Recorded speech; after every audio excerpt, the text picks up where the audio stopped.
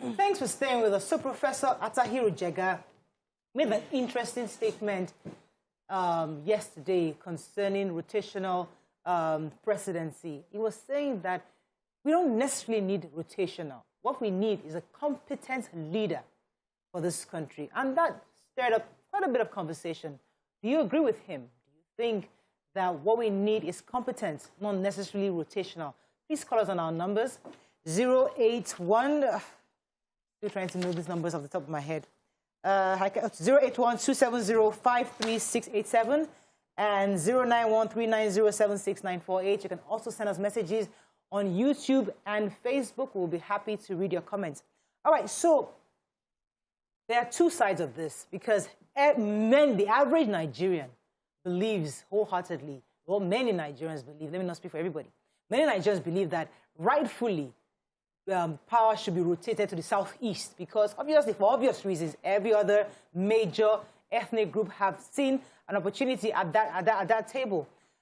So many will accept that. But there's another argument that where we are as a country, we are at such crossroads where we need decisive leadership. We need somebody who can actually move this ship of Nigeria to a viable destination. So do you agree with Professor Jega that maybe we shouldn't be thinking of ethnicity at this time? Or should we say that, no, we must first of all cover all grounds before we now start thinking of competence? Let me come to you. Topa, you want to start? Yes, I don't agree with him at all. And I know that he's entitled to his opinion considering how involved he's been in our democracy, or maybe because of the privilege of position he had to be at INEC chairman for a while. But I don't agree with him. I believe strongly that, yes, competence and corruption is part of our problem. But also, another key part of the problem of Nigeria is equity. The fact that some people feel like they are non-entities in the country. The fact that they feel like they are nobodies in the country, that their opinion does not count in the country. Those are your weak points.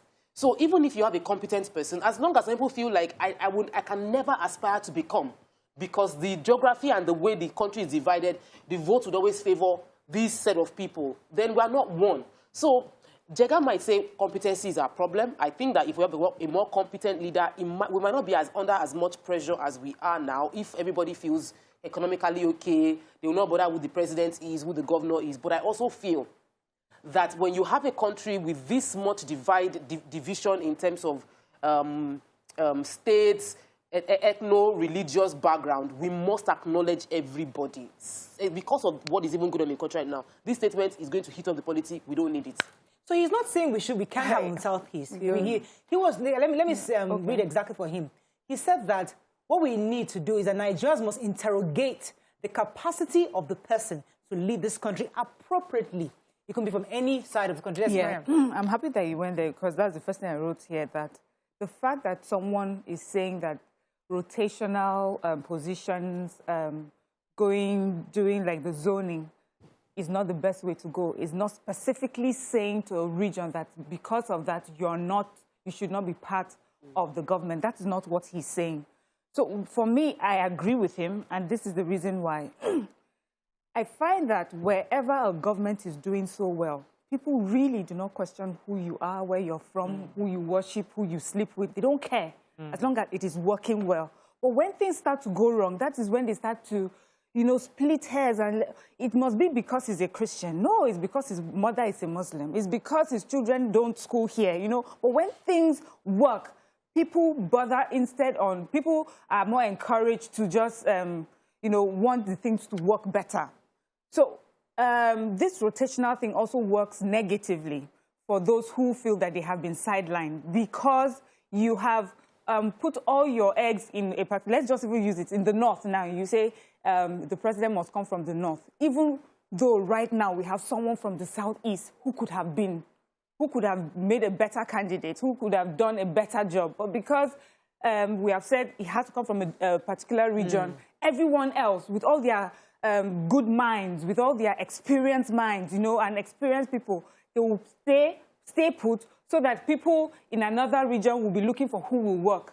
But when the person who is competent, someone who understands that the problem we have in Nigeria first is corruption, when he gets there, when she gets there, what she will be pushing for is how this country works. And she will shine her torch around Nigeria and look for competent hands that can, help push the country forward. Many people always refer to Obasanjo's regime, I say regime, his 8 years, as democratic president, as involving everyone. It wasn't necessarily about the zones he went to. It just seemed that way to us. For us, but what he did was he went around this country and looked for the best hands. He looked for the best minds, and he brought them together on the table. And many people will tell you during that time, they saw many things economically do better for Nigeria, and that's what we're pushing for. I don't care where the person is from, as long as the person comes from this Nigeria, we're one Nigeria. And when we push people from any zone, we also push that unity, where it does not matter where you're from, we're one Nigeria. Let me take Nima, your thoughts on this. Yeah, totally.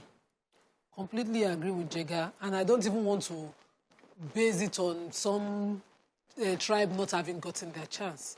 I think the longest conversation that is most distracting from proper leadership, from the correct type of leadership we need, is this conversation of turn, zone, tribes, and all of those things. It's the most distracting, and it encourages incompetence. Look at where we are. Look at where we could have been. We see the future we want, and we have our people doing Jackpa Sakpa, making the hashtags trend because of this failure. And every time among the elites, the political major decision makers, it's about zone, it's about turn. In employment, you have people talking about turn. Somebody will write an exam and they won't take people on merit. They will ask you for your sponsor. Who is your senator? How many people is from the north? We have more geographical. So many of these things happen. Recently, FIRS is appealing the judgment of the courts. If I generate VAT in my place, 90%, and you share it among the people whose laws and their local issues discourage their own VAT collection equally, is that justice? We distract ourselves from the most important things. Everything should be based on your ability to bring to the table. The old system where regions were producing and their strength was along their industrialized areas, it should have been maintained, and that would have gotten us out of where we are. We didn't lack jobs then. As in, it's bad. It has been, from the foundation, it has really been, it doesn't come up well in the beginning. So why is it at this point? No, but the foundation was good. See, the foundation was good. The detractors, when they came, they sold us this idea. And we've been holding on to this idea. The foundation was wrong. How come the Cocoa House and all of those things were trending in those days? The foundation was good. The foundation of rotation has been on ground since the inception of democracy, of our nationhood. It was one region as the president, one region as prime minister. It was shared. Another region as a finance, it was shared. And then it was always been like that because there must be equity. I agree with you sentimentally. If you look at it from the book points, the most competent hand should be at the helms of affairs. All right, but when you come into Nigeria and you come into over 60 years of some people feeling injustice. Sadly, the bad example of what happened in Plateau State will be what we'll be using here. Look at, we interviewed a man yesterday. The man said, how come we always will suffer, nobody is going to speak for us. Then another region suffers, and immediately there is a response on their part. As long as people feel injustice, they will take law into their hand. I saw that weekend, and I'm wondering, what could have made a human being do such a thing? They said, when a human being feels like he's not a human being, you don't care about me as a human being. So I will do anything to take care of myself. A lot of people in this region will complain about this statement because all the other people have gotten their own turn. When is our own turn? You're not saying equity. This is not the time for equity. So let us continue. There's a part of, okay, so if it is this person's turn, her own group is also there. Edo is there. Plateau is also there. Other regions say, okay, after the Southeast has passed, it's now my turn. Where do we draw the line? The real solution is restructuring. If there is a proper restructuring, there will be less Exactly. We have a structure we are trying to revert to now. Yes. This structure was our original structure. You mentioned, let me clarify on this. The Prime Minister was from a region. You know, it was a balanced form of government. Yes. In every government, you had balance. Today, what do? They do a democracy that appointments across agencies, appointments across bodies on one side. So I agree with you. But if we had maintained the structure at the time, I'll be confident living in the Midwest. I don't need any other area to live in because if I farm and eat in the Midwest, I will have dignity. Right. But when you took it out, people started to struggle. People will go to, let me not use the wrong word. Let me say, Tokwe, you know, I think you even make my point even more with this example that you gave. So people are being killed or they feel that they are being discriminated against because they do not get justice. The reason they feel that way is because they are not getting justice. Yeah. So you now get people detractors who will come in and say, you're not getting justice because you're from this place or because you worship this God. The truth is that the only reason why you are not getting justice is because those at the helms of affairs who are supposed to make sure that you get justice are sort of dragging their feet. Or because of political positionings or whatever it is, they're not doing that. So when things do not work out right, then you have people distracting you with things like religion and ethnicity. And in Nigeria, it happens all the time. You see someone who is seeking for office, and he has looked around and he thinks, what can I do so that I can get more votes in this side, Ghana more support in this side? He looks at it. They see how the politicians also work. They'll go to the north and talk about religious differences. They'll come to the southwest because they can't talk about religious differences. They'll look for ethnic differences. So that is what shows you that is not what it's about. It's about incompetence and corruption. If that is what we face, we will find out that we have no problem with whoever it is that is pushing the cause of Nigeria and meeting our needs. But there's a word that Tokwe used earlier, which I would like us to go back to: equity. Very important. Yes, we hear what you said, but where does equity come in, where everybody who have felt marginalized? So we're trying to fix a problem, right? So we agree it should only be somebody competent, but in fixing the problem, the parts that feel marginalized, shouldn't they be allowed to like, have ownership? After you finish eating your piece of cake, you now say, everybody, this remaining, we must share it equally, but you finish eating your own piece of the cake, like, you finish eating it. Yes. You can't eat your cake and have it. People will just complain. About who is at the helms of affairs. It's just one man that we need as president. Yeah. Must go round. Equity cannot be about that. Even in our 60 years, share it by 4 years. It's still one man that we need. Equity is about equal opportunities for people, the larger number of people from different areas that they are from. So, by Edo people, for instance, now, we don't need to know the senator. I hate to be told to go and find the senator from my constituency. I hate to be told that because the senator is not even finding me. Because I deserve an opportunity, I have bidded for, or I have, done an exam for, sought employment for, and somebody says until he supports me, then he can bring anybody.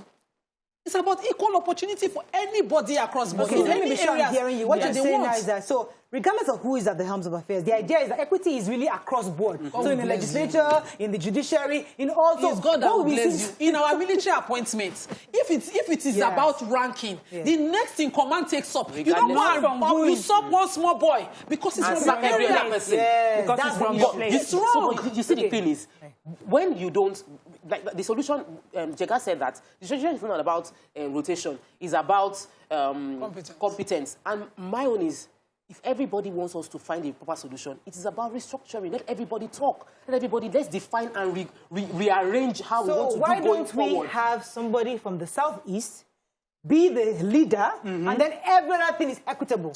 Let me explain for you. I will explain that. When we're going to break, when we come, I will share it for you. I will take some phone calls and some messages. Stay with us. We'll be right back.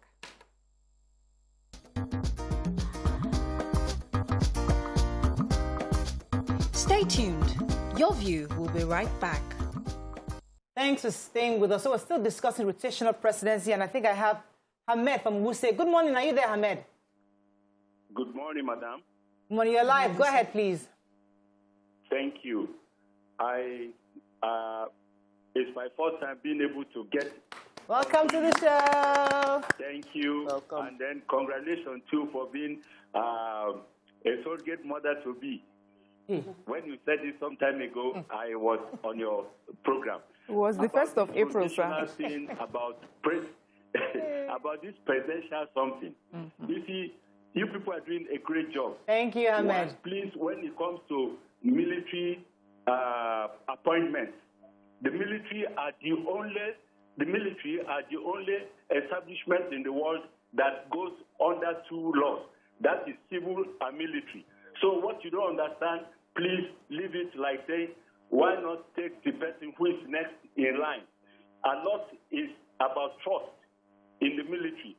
So now, with all the what you are talking about. In 2011, Anambra State, a state in Nigeria, belongs to PDP, and they are looking for governorship of Anambra. In PDP, they had 47 candidates. So how is it possible? Like the sister in hijab there said, there will always be one person. There will always be one person to lead. So competence, religion, ethnicity, this is our bane. One, is there any Nigerian as of today, any tribe who you give power and is in position that will not be seen to be nepotic? So we should first of all abuse our minds from these things that don't matter. Religion is personal. Ethnicity, that is where your parents brought you into. But Mario, there are competent people from every region of this country. And every religion. And every religion. There are competent people across board. So it is not a case of, you can, if we are straining our eyes to find competence, we would see it everywhere if we are really serious. So it's not about bring anybody from, I don't care if the person did not go to school, as long as the person is from my region, the person should become the leader, because we would all suffer the lack of competence in the hand of whoever becomes our leader. So competence is a no issue. There should be parameters that measure the standard of competence. And you see, we must strengthen our institutions. Because that way, it is not an individual thing. So it's not about where you are from. Yes, but some people would feel like, because the institutions are not strong, where you are from influences the opportunities that come to that zone. So if in your location, because you are from there, even within Lagos... But the president was from Bayelsa. We didn't really see any major development in Bayelsa at the time. So it's not so much about the road to Abeokuta was still... The Abeokuta Expressway right now is still not completely done. Yet it was the governor... The point is, why can't that person be president? But the real equity we're talking about is in the other institutions that are work. Collective development. I was going to say that. I just remember, like, every time there's a election, if you have family members that live like in the rural areas, what they hear is, this is our son, oh, this one that is coming out is our son. So mark him. It is not, this is the person that has promised to do this, and from his antecedents, he can deliver. They'll be called, I remember they'll call us from there and say, they have told us so that this one is our son, that one is not our son. We should not even, elect him. And that is what, that's one. Secondly, I don't see this rotational thing as being sustainable. I feel that it constantly keeps dividing us because we are a multi-ethnic country. I mean, where do we start? We have a state with hundreds of local governments. In a local government, you have different tribes and languages. So every time someone is going to feel marginalized, and the person will feel marginalized if they just do not feel that their needs are being met, they are getting justice. So what is important is just to push for justice and make sure that what is healthcare, education, all opportunities are available like open to these people. Let me take this call from Ayo. Ayo, are you there from Atlanta? You're live. Go ahead, please. Yes, I'm here. Go ahead. I'm here. Good morning. Morning. Good morning. This is my first time calling in. Welcome to the show. The topic you ladies are discussing, one of the presenters was talking about the competency. Having traveled around the world, if you go to Dubai and you find out that you really know who the prime minister is or who their leader is, because everything works.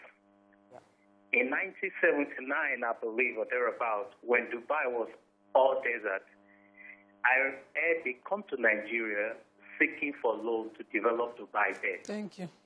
And then Nigeria refused to give them money. Today, it's the same country we're running to for vacation because there's functionality of works on everywhere. The next neighbor country to Dubai is called Bahrain.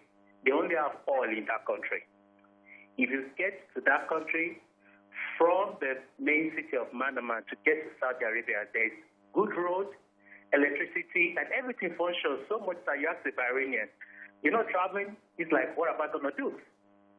He doesn't go out to do anything. So it boils down to the functionality of whoever is in power. We don't care if you're from Nasarawa. I don't care. As long as I pay for water, I can use my water. I'm telling you. Electricity. Exactly. All right, thank you very much, Ayo. Exactly. Tokwe finally landed on Jega. Jega was the head of a major institution here. He wanted the strength of that institution. He pushed for the cadre leaders. He did his best. He ensured that, there was a smooth transition between new governments. So somebody like that, when he talks, is well thought through. If a region, okay, let's say the Southeast now, they've been clamoring for their region. From the local talks that I experienced, once I was at the Ojo local government, in front of somewhere we're trying to get a license, and somebody came and said, it's not your fault, it's because your brother is there now. Look at the way they are driving Okada. And truly, the other tribe started to misbehave. So once my person is there now, what I say is that it's our turn to the cake. It's our turn to the cake, and every other important issue is sidelined until we finish taking our turn. Yeah. So I can agree that played out. That's played out. Let me take this call. That behavior and that John has been is holding from Ibadan. Are you there? Yes, I'm there. You're live. Go ahead, please. Yes. Well, about this topic you are discussing is very interesting. The way I will look at this is, if you look at the Nigerian system, if you can abolish state of origin, make Nigeria central, at the heart of everybody, we will not be having this problem. But if you cannot abolish that, you have no option.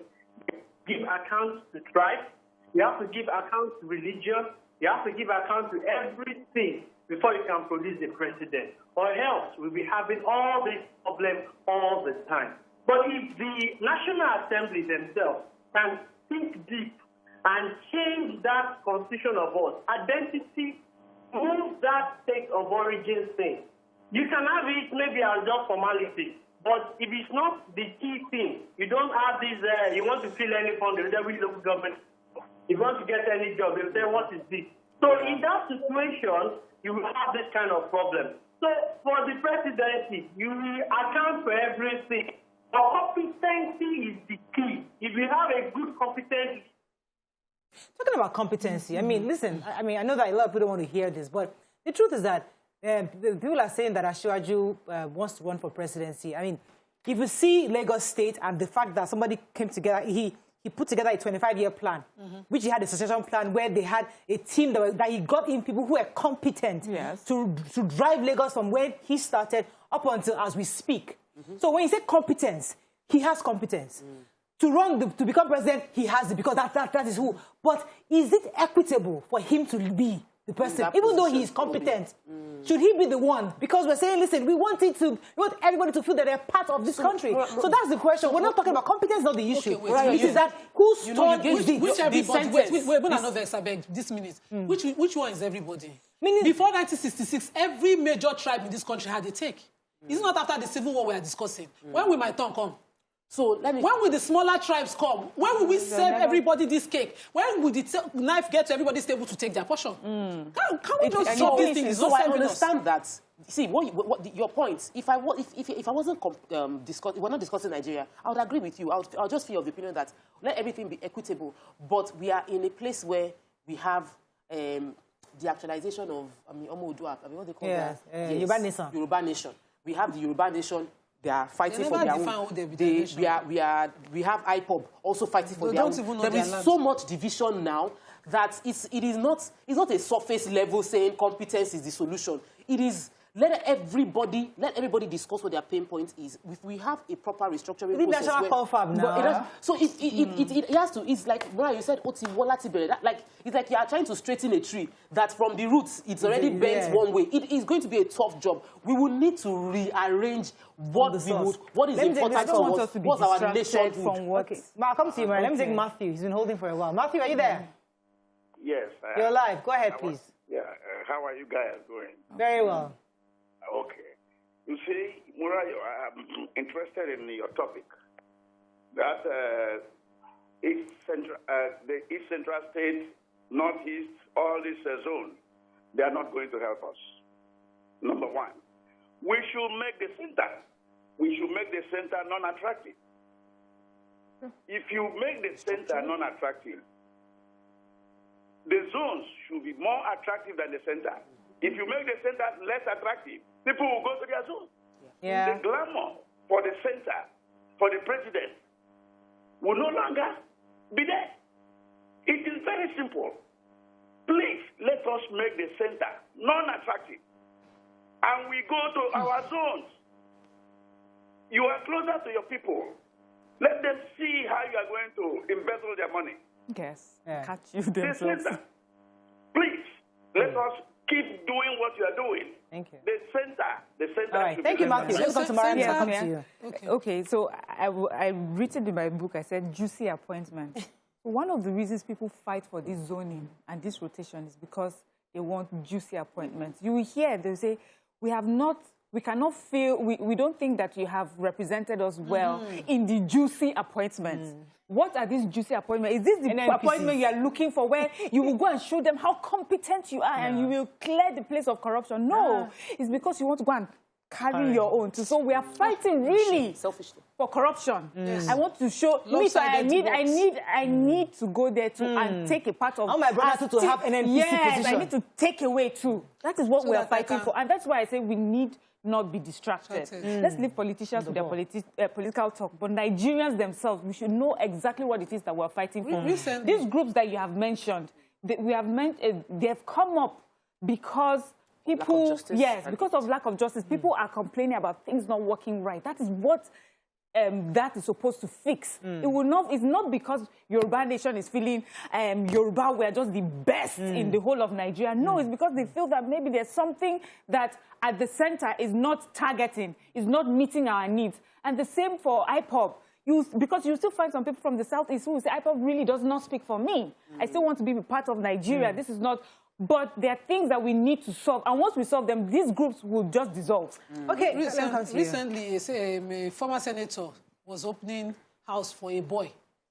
He got a job in NNPC. He got a job for somebody in a public parastatal. Oh, yeah, now. But that's the Nigerian. That's an abnormality. That's the norm here. It's an abnormality, but it is an abnormality. You never have called you to get him a job in TVC. It is an abnormality. Thank God when I came, I no nobody. It is an abnormality. It is an abnormality even in Nigeria that it happens, and we turn the blind eye. Is because we have conversations like this. Even because the caller that I called now was talking about central. Removing power from the central. It happens within the small states that we have. In the states, in Ogun State, for instance, they will tell you it's not Ijebuton. It's been a woman tonsils. It is the people's turn. They have the tribal confusion every time. If you come to Edo, I will say my own.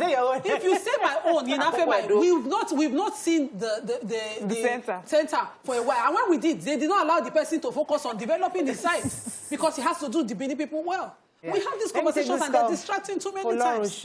Okay, so I think I'm seeing both sides of the argument, which is really, really interesting. Let me take this call. FOLORUNSO, are you there? Yeah, I'm here, please. You're live. Go ahead, please. Ladies. Morning. Good morning. I really appreciate your program, and it was my wife that introduced me to it. And thank you. I'm a first-time caller. Welcome to the show. Thank you. Madam Mariam, I've already said the right thing from the beginning. If the foundation is faulty, what can the righteous do? You understand? The foundation of this country, the faulty foundation is the Constitution. 1999 Constitution. That is foundation. Our lawyer can give shed more light on this. The lady lawyer there. You understand? Everything has been bastardized. Everything has been destroyed by that Constitution. So if you are asking for a competent person, how can the competent person operate when the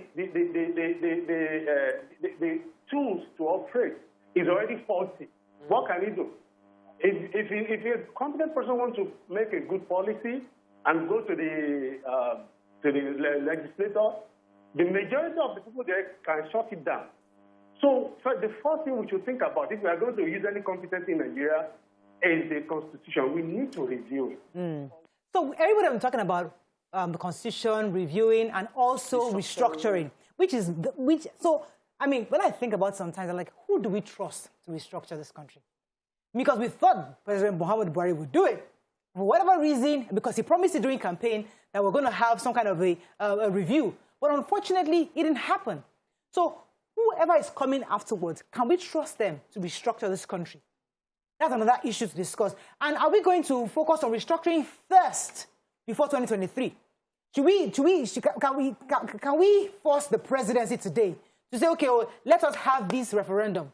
Let us have this conversation today, because it's still beyond me that the natural confab that was widely celebrated as almost free and fair was not accepted and adopted legally, so that we can actually execute on it. So these are issues that Nigerians are clamoring for, because it will all help us to answer the question of 2023. Who should lead? Pastor Itua, when he came on this show, he said to us that it's better to get in the people that we know are competent first. They are the ones that will give us the restructuring, because what applies right now works for those in power right now. We cannot expect them to take the bowl of meat in front of them and share it. They are not the ones to do it for us. So we need to find those who are competent. And that's why we need to have better conversations when we're picking our leaders, better conversations when, at elections. Then when they get there, they would now implement those things that we're asking for. You cannot ask someone that this plan is already working for to change it. We have to wrap up. This constitution is not so bad for me. It's not so dysfunctional that it cannot work. It is the Nigerian people who have refused constantly to uphold it. The constitution is the constitution that doesn't have gender equity. It doesn't. It doesn't have gender equity. And then you amend it. That's why we have a National Assembly. How many times has the American Constitution been amended? Since forever is amended part-time to deal with present issues.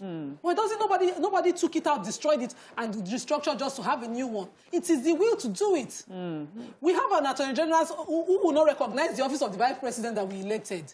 He has this power. The Constitution is a good document, the way I studied it. The way people are interpreting until we are ready to use this to even exist as a country before we start talking Sakpajapa. Okay, talk your final words after all. My final words is, yes, I believe we need more competent hands, but beyond that, we need equity and justice.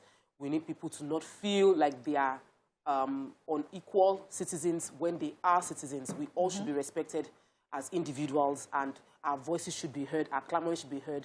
If there's a court judgment favoring one person, regardless of the person's region, the person should get justice. Nobody should be above the law. Okay, I think that's all we can take on this segment.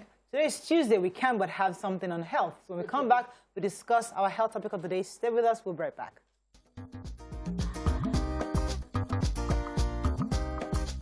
Stay tuned. Your View will be right back.